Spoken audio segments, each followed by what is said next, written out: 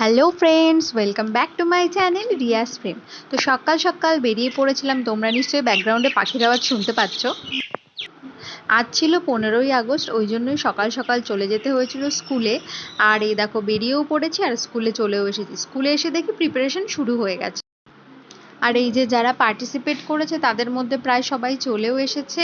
আর এই যে এখানে ফাইনাল প্র্যাকটিস চলছে প্রোগ্রাম শুরু হওয়ার আগের। আমি ওদেরকে একটু তাকাতে বললাম, তাই জন্য তাকাচ্ছিল। আর দেখো আস্তে আস্তে বাচ্চারা চলেও এসেছে। আর এই যে আমাদের পতাকা উত্তোলন শুরু হয়ে গেছে। আমাদের স্কুলে যিনি হেড ছিলেন তিনিই পতাকা উত্তোলন করছিলেন। তারপর আমি একটু মাল্যদান করছিলাম। তারপরে দেখো প্রোগ্রাম শুরু হয়ে গেছে। একে একে সব প্রোগ্রামই হচ্ছিল, কবিতা, নাচ, গান সব রকমই ছিল। কিন্তু আমি সেগুলো না রেকর্ড করিনি, কারণ যদি পরে কপিরাইট হয়ে যায় তো আমার ভিডিওটা পুরোই নষ্ট হয়ে যাবে। ওই জন্য আমি কোনো ভয়েসই দিচ্ছি আর কি, আমি কোনো মিউজিক এখানে অ্যাড করতে পারিনি।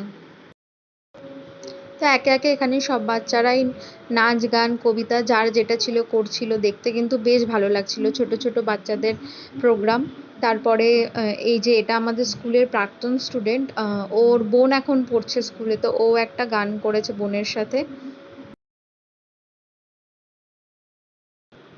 তারপরে অনুষ্ঠানের শেষে আমাদের স্কুলে যিনি হেড ছিলেন তিনি একটু বক্তৃতা দিলেন স্বাধীনতার উপরে।